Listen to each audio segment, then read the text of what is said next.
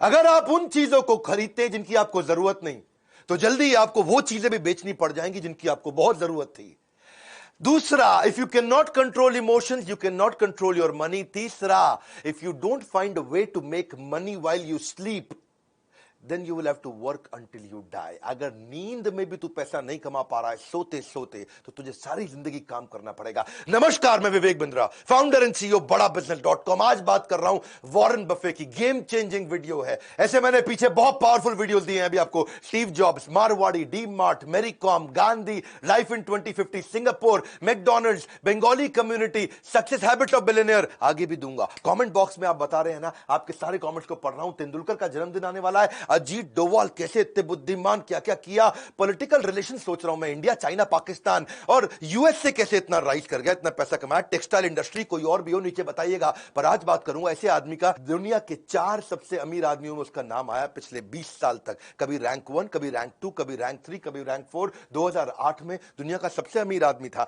आज भी तीसरे या चौथे रैंक पे है, लेकिन पिछले 50 साल से उसी मकान में रह रहा है। लोग उससे मिलना चाहते हैं, मिलता नहीं किसी से। एक बार बोली लगाई गई, मैं मिलूंगा वॉरेन बफे से, लंच करना चाहते हैं, लंच करना चाहते हैं। बोली लगाई तो उनके लंच के लिए 35 करोड़ रुपए उनको दिए गए कि मैं आपके साथ 1 घंटा लंच करना चाहता हूं। वॉरेन बफे ने 35 करोड़ खुशी खुशी लिए, ले आ भैया 35 करोड़, और दान में दे दिए।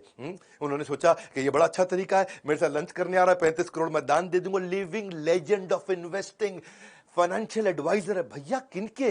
दुनिया के बड़े बड़े प्रेसिडेंट्स और दुनिया के बड़े बड़े बिजनेस टाइकून्स के फाइनेंशियल एडवाइजर।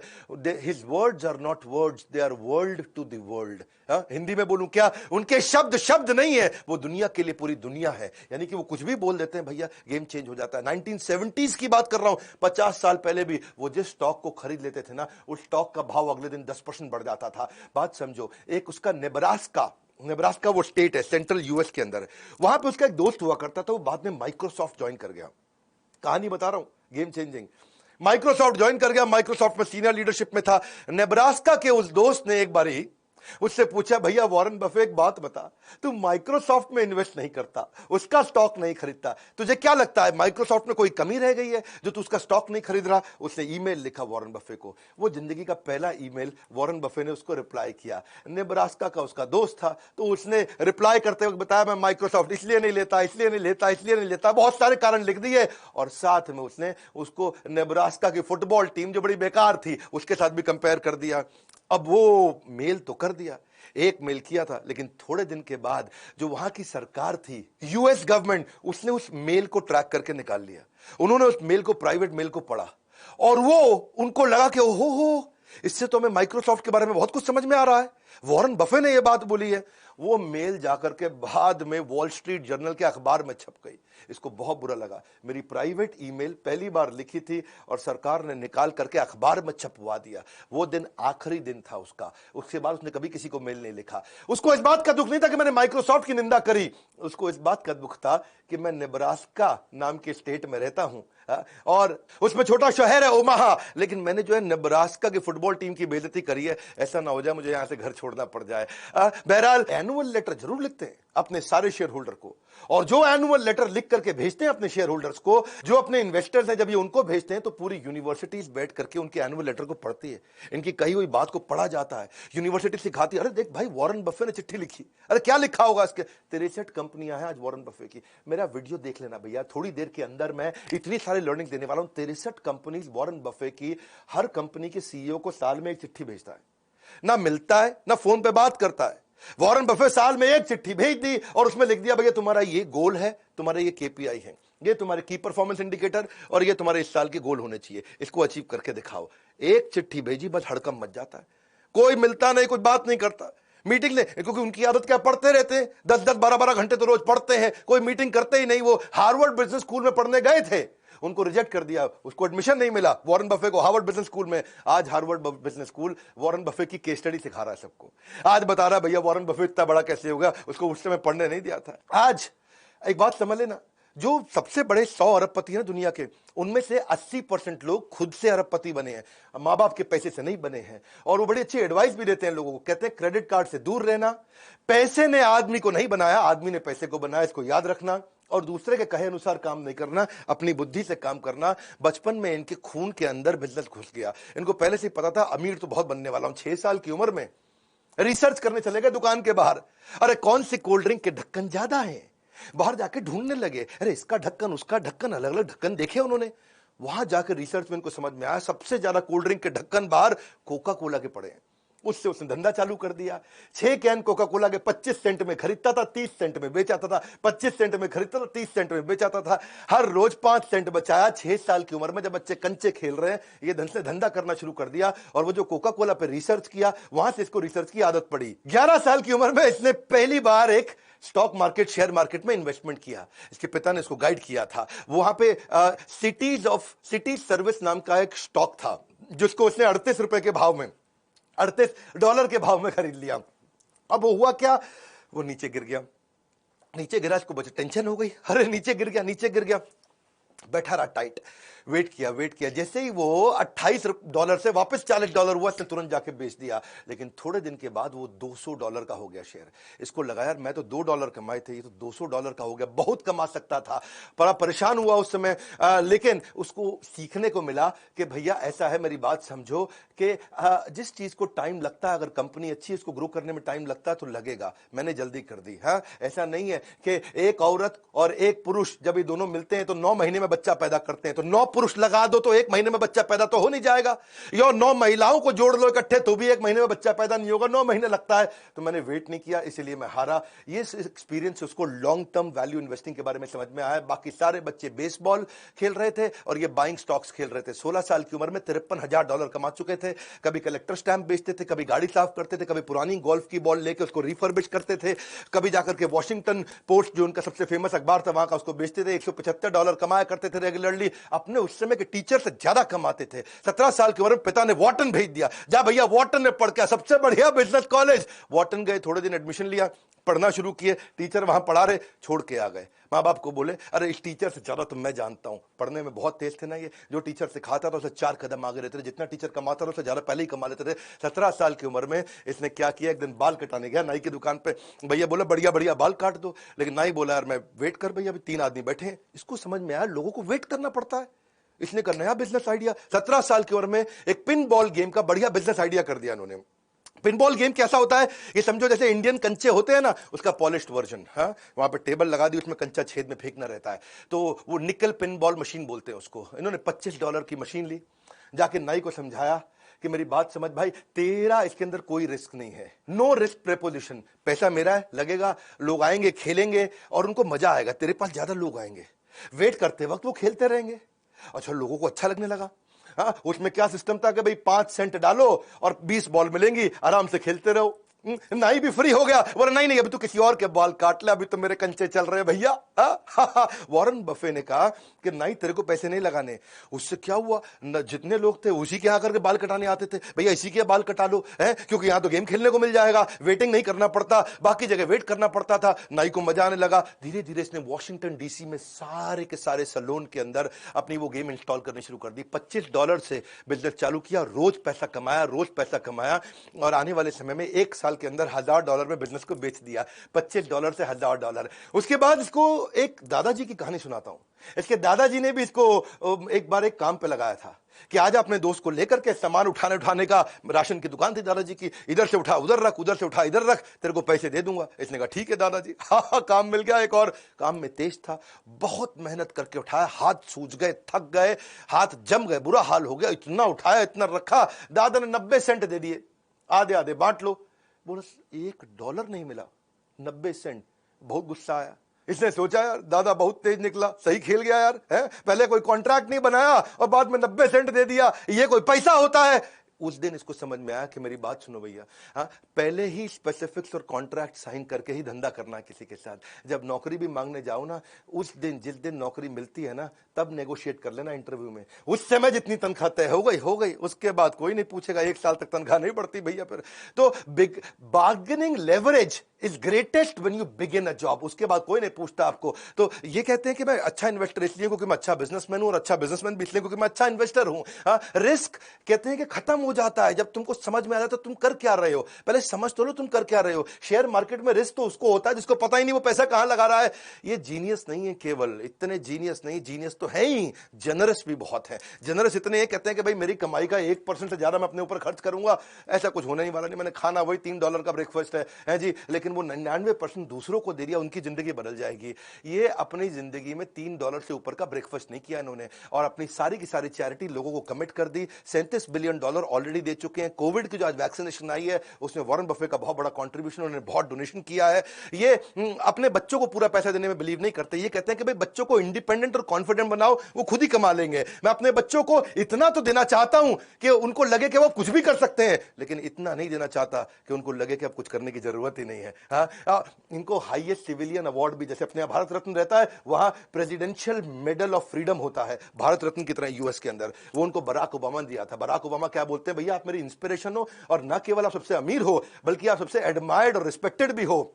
ये थोड़े लॉयल भी रहते हैं। एक और क्वालिटी बताऊं उनके कपड़ों के मामले में, कपड़े वही पहनते हैं जो एक बार पहन लिए। वैसे चाइना गए थे एक दफा, ये चाइना में वहां एक होटल में रुके हुए, और वहां पे ना एक मैडम ली हुआ करती थी, लोकल दर्जी थी, एक मशीन के साथ में घर में बैठ करके, आसपास किसान की बेटी थी, तब पैसे वाली नहीं थी। तो वो उसने देख लिया वॉरेन बफे को उसी होटल में जाते हुए, और वॉरेन बफे उसके लिए इंस्पिरेशन थे। किसी तरह से होटल के रिसेप्शन से फोन करा के अपने 2 आदमियों से उसने अपॉइंटमेंट ले लिया। वो 2 आदमी घंटी बजा के रूम में घुसे, जाते ही उसका नाप लेने लगे। ला भैया शर्ट का नाप दिखाओ, कोट का नाप दिखाओ, गर्दन देखो, चेस्ट देखो, हैं जी, पेट देखो कितना है। जितनी देर में वॉरेन बफे को समझ में आता, वो कहते हैं सूट का कलर सिलेक्ट कर लो जी। सिलेक्ट कर लिया। उसने कहा पैसे बताओ, इतने में वो लड़के चले गए।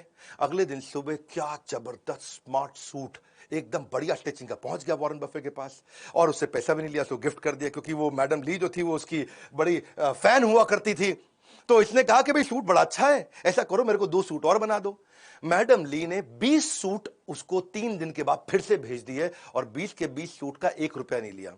वॉरेन बफे बड़ा हैरान हो गया, बोला यार तुम पैसा नहीं ले रहे हो मुझसे। हाँ, लेकिन वॉरेन बफे ने उसको प्रमोट बहुत किया, इतना प्रमोट किया कि उनके दोस्त बिल गेट्स, उसके भी कपड़े आज मैडम ली बनाती हैं, और दुनिया भर के लोग कपड़े बनाती हैं। बर्कशायर हैथवे की जो एनुअल जनरल मीटिंग है वहां पे भी उनको इन्वाइट किया और बड़ा उनको धन्यवाद किया। और वो दिन है और आज का दिन है, वही 20 सूट है उनके पास।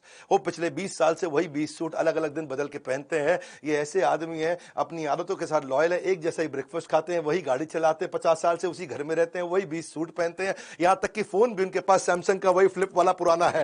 एप्पल में इनके काफी शेयर हैं, ये एप्पल के 5%, 5.5% के मालिक हैं। तो टिम कुक एप्पल का सीईओ, वो कहता है भैया मैं आता हूं तुम्हारे पास, तुम यार कम से कम हमारी कंपनी के मालिक को एप्पल का फोन यूज करो। उनको एप्पल का फोन आईफोन 11 रिसेंटली दिया उनको, ये लो भैया आईफोन 11, इसको इस्तेमाल करो। वॉरेन बफे बोला ठीक है जी। उसमें उसने नया सिम डाल दिया, वो वाला चेंज नहीं किया, सैमसंग चल रहा है, वो नया सिम डाल दिया। टिम को कहता मैं सिखा दूंगा तुम्हें कैसे यूज करना है। बोला कोई जरूरत ही नहीं है, ये खाली फोन रिसीव करने के लिए रख लिया मैंने, इससे फोन कर लूंगा रिसीव कर लूंगा, मैंने सीखना कुछ नहीं, इंटरनेट तो मैं वैसे नहीं चलाता। उसी तरीके से चलते हैं। लॉयल्टी कहते हैं कि एक्सपेंसिव गिफ्ट है, मैं जिसके साथ लॉयल हो जाता हूं उसका हो जाता हूं। Do not expect it from cheap people. 91 के हो जाएंगे अभी अगस्त में, लेकिन एनर्जी ऐसी है उनके अंदर, है जी, बच्चों की तरह बातचीत करते, इतना एक्साइटेड रहते हैं हर समय। और किसी ने उनसे पूछा भैया आप इतने एनर्जेटिक कैसे रहते हो, बर्गर भी खाते हो, आइसक्रीम भी खाते हो, 91 की उम्र में, 91 रनिंग चल रहा है। बिल गेट्स तो कहते हैं इनके पास 30 साल की उम्र के लड़के की शार्पनेस है, 10 साल के लड़के की उम्र की मुस्कुराहट, ऐसा मिस्चीवियस स्माइल है, और 6 साल के बच्चे की खाने पीने की आदतें हैं। ये क्या कहते हैं, 6 साल के बच्चे का डेथ रेट सबसे कम है, तो उसी की तरह खाओ, मजे मारो, कोई दिक्कत नहीं, मेंटली एकदम फिट, और रोज आधा घंटा वर्कआउट पक्का करना है इनको। बिल गेट्स के साथ बड़ी दोस्ती हो गई इनकी। वो उसकी तो बड़ी जबरदस्त कहानी है। बिल गेट्स की जो माँ थी ना, मैरी गेट्स ने अपने घर पे एक इवेंट रखा था, उस घर में किसी को बुलाया, तो उसने फोन पे बोल दिया मेरा दोस्त है वॉरेन बफे, उसको लेके आ रहा हूं। मैरी ने बोला ठीक है ले आओ, कोई बात नहीं। अच्छा, दोस्त लगा हुआ था वॉरेन बफे को समझाने में तुझे बिल गेट्स से मिलवाऊंगा। वो बोला यार बिल गेट्स आईटी का आदमी, इससे कौन बात करेगा।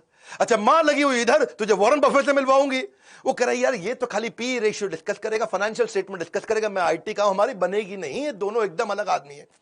अच्छा, वो दोनों लगे हुए नहीं, मिलवाते हैं। हुआ ये कि जब ये मिले तो पहला ऐसा क्वेश्चन किया उनको वॉरेन बफे ने, बोला भाई बिल एक बात बता, तेरे को नई आईटी कंपनी बना के दूं अगर, और तेरी माइक्रोसॉफ्ट खत्म, तो नई कंपनी कैसे स्टार्ट करेगा। तुझे अगर मैं नई किसी देश में कंपनी बनाने को दूं तो तू कैसे बनाएगा, इस कंपनी के बारे में तेरा क्या विचार। वहां उन्होंने पूछा भाई तुम्हारी फेवरेट किताब, फेवरेट अखबार, फेवरेट ऑथर, फेवरेट आर्टिकल्स कौन से हैं। इतना मजा आया, आधे घंटे की मीटिंग थी, 10 घंटे चलती रही।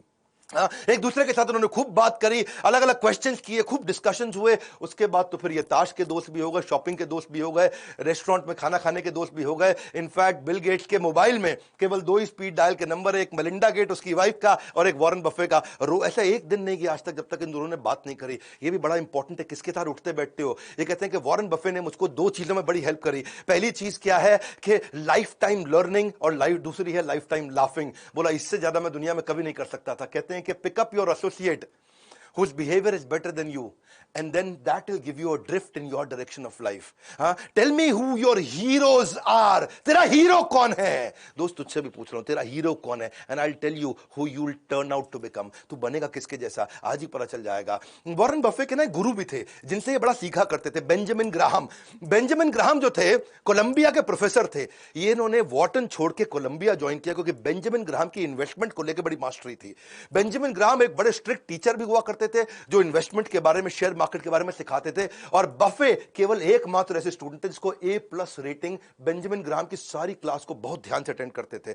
ऐसे एकलव्य शिष्य दूर से सीखते थे। बाद में बेंजामिन ग्राहम के घर गए, उनको बोले मैं आपके लिए नौकरी करना चाहता हूं। तो बेंजामिन ग्राहम ने बोला नहीं नहीं, तुमको नहीं रखूंगा, तुम बहुत जीनियस हो, तुमको नहीं रख, मैं ऐसे लड़कों को रखता हूं, ज्यूइश लड़कों को रखता हूं जिनको कोई नौकरी नहीं देता, ताकि मेरे साथ टिक के काम कर सके। बोला मैं टिक के काम करूंगा, नहीं ना, बाहर बाहर, तेरे को नहीं रखूंगा। ठीक है फ्री में रख लो, फ्री में नौकरी करो ना, बोल दिया ना बाहर, तेरे को तो बिल्कुल नहीं रखूंगा। बेंजामिन ग्राहम इनके गुरु, उन्होंने इनको रखा नहीं। बड़ा परेशान हुए। वॉरेन बफे पीछे पड़े रहे। कुछ समय के बाद एक ऐसा समय आया कि बेंजामिन ग्राहम मान गए, बोले चल ठीक है आ जा। और ये वहां से फिर न्यूयॉर्क शिफ्ट हुए। वहां आए, न्यूयॉर्क में आकर के बेंजामिन ग्राहम के साथ में काम करने लगे। सारे स्टैंडर्ड एंड पुअर्स की रिपोर्ट पढ़ना, S&P की रिपोर्ट पढ़ना, इन्वेस्टमेंट अपॉर्चुनिटी ढूंढना, P&L को समझना, कैश फ्लो स्टेटमेंट को समझना। जब जिस समय यंग लड़के प्ले बॉय मैगजीन है जी, जहां पे आप देखते हैं कहीं देवियों के चित्र होते हैं अलग अलग प्रकार के, जिसमें वो कम कपड़े पहन के रखती है, उनके चित्र देखते थे। ये उस समय बैलेंस शीट देखा करते थे। ऐसे भयंकर फोकस्ड आदमी थे। बेंजामिन ग्राहम और वॉरेन बफे की जोड़ी ने कमाल कर दिया। वॉरेन बफे खूब सीख रहे थे, लेकिन फिर एक ऐसा समय आया कि वॉरेन बफे और बेंजामिन ग्राहम की थ्योरीज में फर्क आ गया। बड़ा फर्क था। बेंजामिन ग्राहम क्या कहते हैं कि भाई ये खाली बैलेंस शीट और इनकम स्टेटमेंट देखो, कंपनी का कैश फ्लो स्टेटमेंट देखो, बहुत है, इससे समझ में आ जाए कंपनी चल रही है कि नहीं चल रही, चलेगी कि नहीं चलेगी। ये बोले नहीं नहीं, वो क्वांटिटेटिव है, वो नंबर है, मेरे को मैन पावर भी देखनी है, मुझे लीडरशिप भी देखनी है। वॉरेन बफे मानते थे केवल हमारे को परफॉर्मिंग बिजनेस नहीं देखना है, हमें क्वालिटी बिजनेस देखना है जो आगे तक चलेगा। आज चल रहा है मतलब ये नहीं कि आगे चलेगा। बात समझना, शेयर मार्केट के पावरफुल प्रिंसिपल देने वाला भाई वॉरेन बफे का वीडियो है। मेरे वीडियो बाकियों की तरह तो होते नहीं, गेम चेंजिंग है, क्योंकि यहां बेंजामिन ग्राहम बोलते थे क्वांटिटेटिव मेथड और नंबर चेक कर लो, quantity number, quantitative method number, number समझ लो, समझ आ जाए कंपनी चलेगी। ये बोले ना ना ना, क्वांटिटेटिव के साथ क्वालिटेटिव अप्रोच। उनकी मैन पावर कैसी है, धंधा कैसा है, कंपटीशन कैसा है, लोकेशन कैसी है, कंपनी में जाओ, लीडरशिप से मिलके आओ, बिजनेस मॉडल देखो, इकोनॉमिक मोट देखो, कॉम्पिटिटिव एडवांटेज देखो। मोटा मोटा बफे कहते थे भाई कंपनी चलती कैसी है, अंदर घुसो, उसकी लीडरशिप देखो, ईमानदार है कि नहीं। ये कहते थे कि नहीं नहीं भैया खाली नंबर देखना है। यहां पे इनके झगड़े बढ़ने लगे। और बात वो सही है कि वॉरेन बफे आगे चल के बहुत सफल हुए। जब इनकी बनी नहीं अपने गुरु से तो छोड़ करके ओमाहा वापस आ गए। ओमाहा में आके इन्होंने मकान लिया, फिर वही आज 50 साल पुराना मकान, आज तक वहीं रहते हैं। और यही इन्वेस्टमेंट के इनके सीक्रेट है। सीखना चाहते हो अगला वीडियो में बताऊं, अभी बताऊं, अभी बता दूं तो इनके इन्वेस्टमेंट सीक्रेट पकड़ो फटाफट। इनकी वैल्यू इन्वेस्टिंग फिलॉसफीज क्या है। इनका कहना है कि फेयर कंपनी को बढ़िया सस्ते प्राइस पे लेने से अच्छा है कि किसी बढ़िया कंपनी को फेयर प्राइस पे लो। इनका मानना है भाई कंपनी में दम होना चाहिए ताकि उसके साथ चिपके रह सको, लंबा चलनी चाहिए कंपनी। तो उसकी रिसर्च करना सीख गए, उस पर इन्होंने काम किया। उसके फाइनेंशियल स्टेटमेंट तो पढ़ो, लेकिन उनकी कॉन्फ्रेंस कॉल्स को भी जाकर के सुनो, उनकी मैनेजमेंट को देखो, और फिर बाद में प्राइस आएगा। इनका कहना क्या है कि पहले ये देखो कि लॉन्ग टर्म इकोनॉमिक मोट है कि नहीं है, लॉन्ग टर्म इकोनॉमिक कैरेक्टरिस्टिक्स कैसी है इसकी। इकोनॉमिक मोट का मतलब जानते हो ना, एक वीडियो में बताया मैंने, क्विकली समझाता हूं। जैसे पुराने समय में राजा महाराजाओं के महल होते थे, उस महल के आसपास बड़ी खाई खोद देते थे ताकि कोई दूसरा आदमी आए और अटैक करने लगे तो खाई में गिर जाए। ऐसे ही बड़ी बड़ी कंपनीज कुछ ना कुछ ऐसी चीज अपने पास एडवांटेज, कॉम्पिटिटिव एडवांटेज रखती हैं कि दूसरा कॉपी करने लगे तो खाई में गिर जाए, तो कोई दूसरी कंपनी मेरे को कॉपी ना कर पाए। तो ये कंपनी में ढूंढते थे कि ऐसी कोई चीज हो जो लंबे समय तक केवल इसके पास रहने वाली हो, तो उसमें इन्वेस्ट कर देंगे तो लंबे समय तक चलेंगे। तो ये, और बाद में जाके प्राइस देखते थे, कहते प्राइस पहले नहीं देखूंगा, पहले देखो कंपनी में दम है, फिर प्राइस कोशिश करेंगे कि सस्ते से सस्ता मिल जाए। कंपनी की परफॉर्मेंस को चेक करने के लिए उसका रिटर्न ऑन इक्विटी पिछले 5-10 साल का जाके देखेंगे, हिस्टोरिकल परफॉर्मेंस देखेंगे कि भाई कंसिस्टेंटली कॉम्पिटिटर के मुकाबले ये कैसा परफॉर्म कर रही है।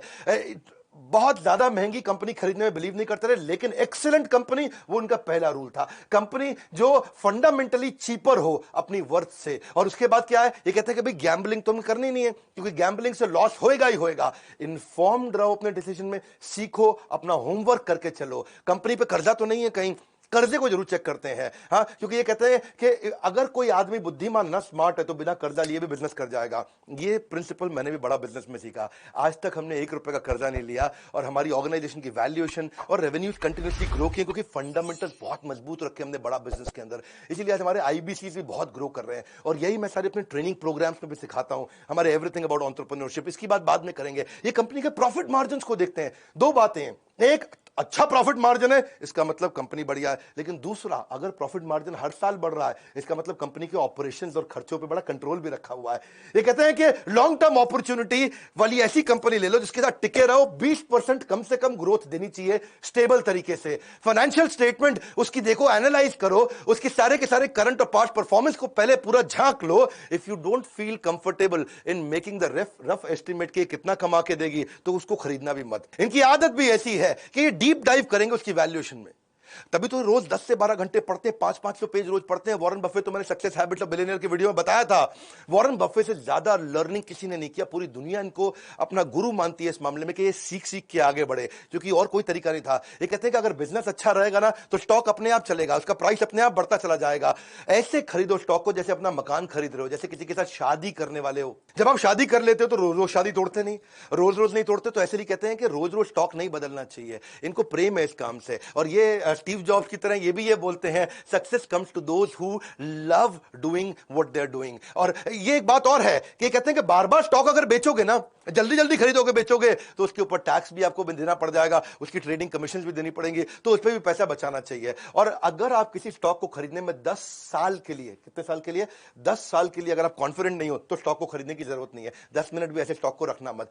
Calling someone who does this trading every day, जो रोज रोज करता हो और कहता हो कि हाँ जी मैं तो ट्रेडर हूं, बढ़िया इन्वेस्टर हूं, तो कहता है ऐसे ही जैसे हर बार नई लड़की के साथ रात को सोएगा और अपने आप को कहता है कि मैं बड़ा रोमांटिक हूं। ये तो रोमांटिक नहीं है, तो सेक्स एडिक्ट है। हाँ, ऐसे ही जो रोज रोज शेयर मार्केट में खरीदता बेचता है, हाँ, वो क्या है, वो इन्वेस्टर नहीं है, वो एक नॉर्मल रूटीन ट्रेडर है। Never invest in a business that you can not understand. एक बार समझ लो बिजनेस को, इसके कई प्रिंसिपल्स हैं, वो आपको भी सीखने चाहिए। हाँ, तभी आप एक बढ़िया पावरफुल इन्वेस्टर बन सकते हो। ये सीखना जरूरी है। Investment in a number of mediocre business नहीं चाहिए है, क्योंकि वो फिर आपकी क्वालिटी इन्वेस्टमेंट्स की को डाइल्यूट कर देगा, क्योंकि पैसा तो आपके पास लिमिटेड है। ये कहते हैं मैं हजारों कंपनीज को पहले एनालाइज कर लेता हूं और उसके बाद फिर जाकर के बढ़िया से चूज करके इन्वेस्ट करता हूं। क्यों? इनका रूल क्या है? Rule number 1, never lose money, और rule number 2, never forget the rule number 1। ये बड़ी इंपॉर्टेंट चीजें हैं। हाँ, ये इनकी खास बात क्या है, आप समझ लीजिए कि 500 पेज पढ़ने का जो इनका सिस्टम है रोज का, the more you learn more you earn, ये प्रिंसिपल है। Best investment that you can make is investment on your own self. ये वॉरेन बफे का कोट है। हमने भी इसीलिए एक नया कॉम्बो तैयार किया आपके लिए। अगर आपने वीडियो पूरा देखा है तो मतलब आपका इन्वेस्टमेंट में, ग्रोथ में, पैसा कमाने में, पैसिव इनकम में इंटरेस्ट है। तो हमने कुछ नए कोर्सेज जो लॉन्च किए थे, उसका इंट्रोडक्शन जल्दी दे देता हूं आपको। गोल based financial planning, stock market, personal finance, mutual fund, finance for non finance, debt management, working capital, passive income, angel investing और रिस्क मैनेजमेंट, यानी कि 7 प्रकार के फाइनेंशियल रिस्क होते हैं। इसका कॉम्बो हमने सारे कोर्सेज अवेलेबल कर दिए। आज 40 से ज्यादा ज्यादा कोर्सेज लॉन्च कर चुके हैं। हर महीने 10 नए कोर्स लॉन्च कर रहे हैं। अगर आप आईबीसी हैं, ये सारे कोर्सेज फ्री हैं। अगर आप लाइफ टाइम मेंबर हैं, ये सारे कोर्सेज फ्री हैं। अगर आप ये नहीं है तो ये बोर्ड लाइन नंबर है। आप फोन करके पता करिए आपके बिजनेस में, अगर आप रिटेलर हैं तो कौन से नए कोर्स आपको काम आएंगे, अगर आप मैन्युफैक्चरर हैं कौन से काम आएंगे, स्टार्टअप है तो कौन से। हर एक एरिया के लिए, हर इंडस्ट्री के लिए देश के सारे बिलियनियर्स और इंडस्ट्री एक्सपर्ट्स के साथ मिलकर के आपके लर्निंग प्रोग्राम बना दिए और इतना कॉस्ट इफेक्टिव कर दिया कि game changer. Board line number, इस नंबर को सेव कर लो, कभी भी काम आएगा। आपका लाइफ लाइन है, केवल बोर्ड लाइन नहीं है। तो लाइक करके उत्साह बढ़ाइए ना यार। फ्री में इतने पावरफुल वीडियोस देते हैं, एक के बाद एक देते जा रहे हैं। मेरा समय जाता है इसके अंदर, फ्री में कंटेंट दे रहा हूं कंटिन्यूअसली। कमेंट बॉक्स में बताइए अगला वीडियो कौन सा देखेंगे। इस वीडियो को शेयर करिए, लर्निंग इंस्पायरिंग है बहुत। हाँ, if he can do you can too. अगर ये कर सकते हैं तो आप क्यों नहीं कर सकते। वीडियो को शेयर करने के लिए, हमारे चैनल पे हर बार वापस आने के लिए, वर्ल्ड का नंबर 1 एंटरप्रेन्योरियल यूट्यूब चैनल बनाने के लिए, पता है ना कोई नहीं है टक्कर में, पड़े हो किस चक्कर में। विनम्रता के साथ आप सबका हाथ जोड़ के मुस्कुराहट से बहुत बहुत धन्यवाद।